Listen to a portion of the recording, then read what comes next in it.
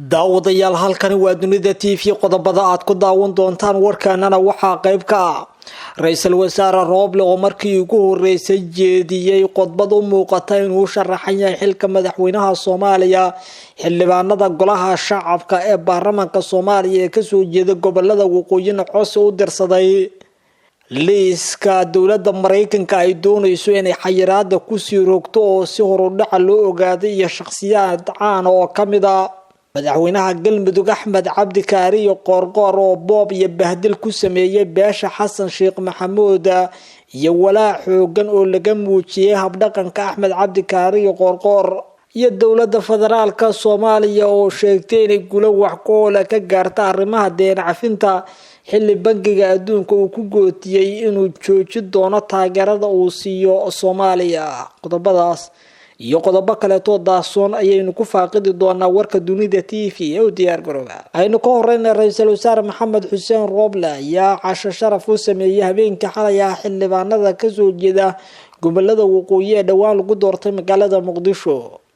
ra'iisul wasaare Roble ayaa jeediyay khudbadii ugu horeysay ee u muuqata mid olole doorasho waxaana fariin cad u diray xildhibaanada cusub ee baarlamaanka Soomaaliya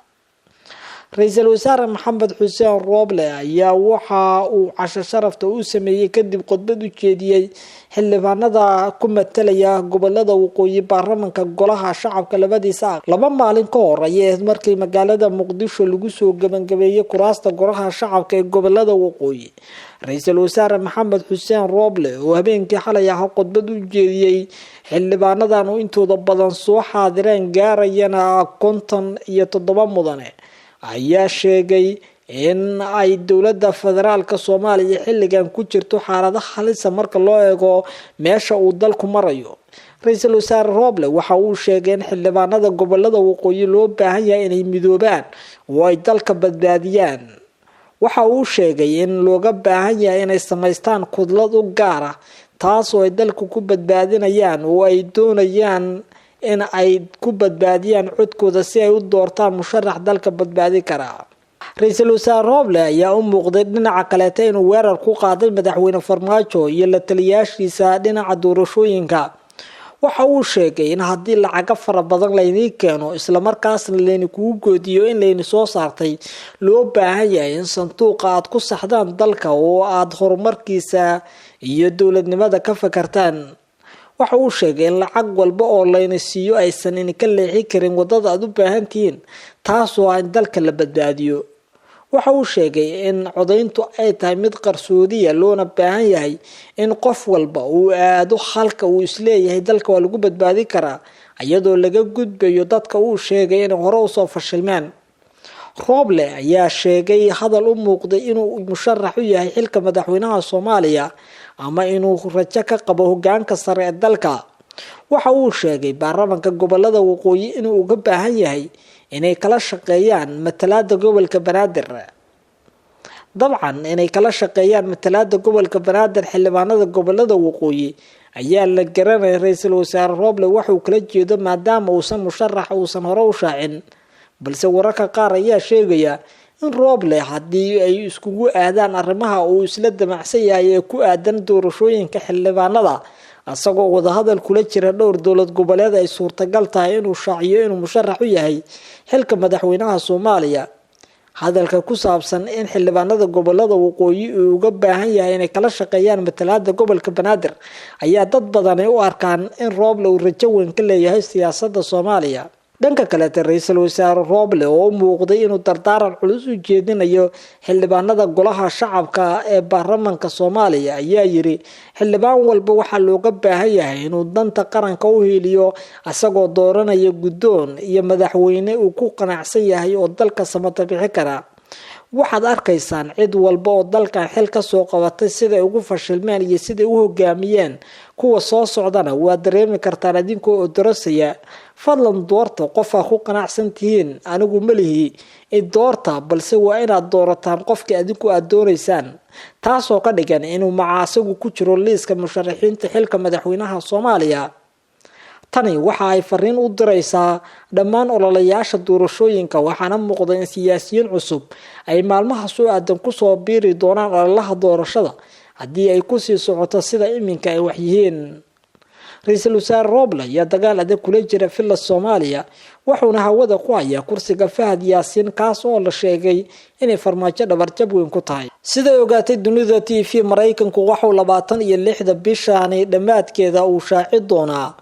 liiska magacyo siyaasiyiin caan ah oo xayiraad lagu soo rogi doono.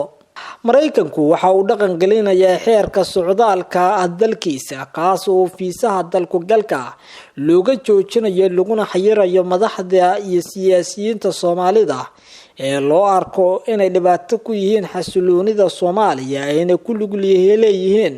tallaabooyin wax u dhibay geedi socodka iyo dimuqraadiyadda Soomaaliya. xogaha la ogaaday ayaa sheegaya in tallaabooyinka Mareykanku ay qaadayaan ay ku beegsanayaan siyaasiyiin uu ka mid yahay madaxweyne Farmaajo, la taliyihiisa amniga Fahad Yaasiin, ra-iisul wasaarihii hore ee Soomaaliya Xasan Cali Kheyre, xubno badan oo ka tirsan dhinacyada kala duwan ee doorashooyinka ka shaqeeya sida dowlad goboleedyada. wararka iyo macluumaadyada kale ee aynu helay ayaa sheegaya in sidoo kale qaar ka mid ah taliyaasha ciidamada sida booliska iyo militariga ay xayiraadaasi gali doonaan. Mareykanku waxa uu arkaa tilaabadan in ay tahay mid uu kaga guul gaari karo arrimaha xasiloonida Soomaaliya, isagoo sheegay in haddii siyaasiyiinta Soomaalida faraha laga qaado uu dalku halis ku jiro oo siyaasi walba marka uu doono uu sameysanayo wuxuu asagu niyadda ka jecel yahay. Mareykanku wuxuu horay ugu goodiyay haddii la gaaro 25 bishan inay soo saari doonaan xayiraad kama dambaysa oo aan doorashooyinka lagu guuleysan. liiska soo bixi doono ee Mareykanka sidoo kale waxa la sheegay inay ku jiraan shakhsiyaad loo haysto inay ku xadgudbeen xuquuqul insaanka sida dad ku xadgudbay wariyaal, kuwa dhibaateeya dad shiciba iyo kuwa dibadbaxayaal rasaaseeyay oo laamaha amniga dowladda ka tirsan. Mareykanka waxa uu qaadayaa tilaabadii ugu horeysay ee si adag loogu dul joogsanayo xaaladda siyaasadeed ee dalka,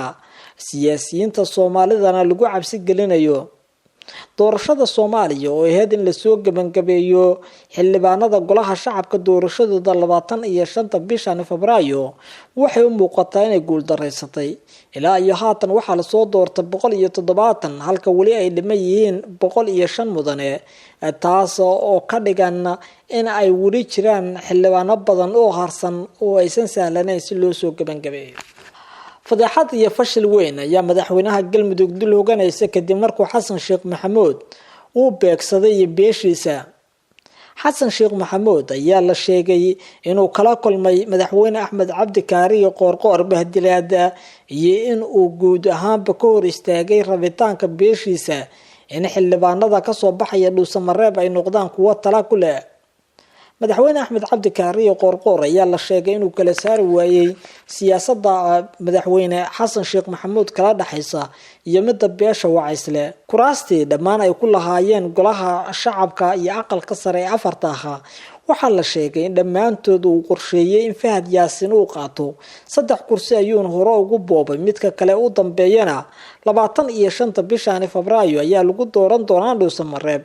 iyadoo la sheegay in loo xiray nin uu wato taliyihii hore ee hay'adda nabad sugidda Fahad Yaasiin. arrintaani waxay ku tilmaameen siyaasiyiinta waxgaradka beelaha Galmudug inay tahay mid madaxweynaha Galmudug uu ugu gafay beesha Xasan Sheekh Maxamuud asagoo u beegsaday shakhsiyan arrinta kala dhaxaysa inuu siyaasiyiinta beesha Wacaysle oo dhan uu ku kacay tilaabo ka soo horjeeda. Qoorqoor waxaa la sheegay maca inuu diiday in odayaasha dhaqanku ay door ku yeeshaan arrimaha doorashooyinka xildhibaanada ee beeshaas, taas oo siyaasiyiinta iyo waxgaradka deegaanada Galmudug ay iska fageeyeen inay tahay mid meel ka dhac lagu sameeyay Xasan Sheekh Maxamuud iyo reerkiisa, kuwaas oo xaq u leh in xildhibaanada beeshooda iyagu ay ka arrimiyaan. Axmed Cabdi Kaariyo Qoorqoor ayaa si gaar ah loogu dhaleeceeyay in siyaasiyiinta kale uu ka weelduway Xasan Sheekh Maxamuud. siyaasiyiinta ka soo jeeda deegaanada Galmudug ee musharaxiinta madaxweynaha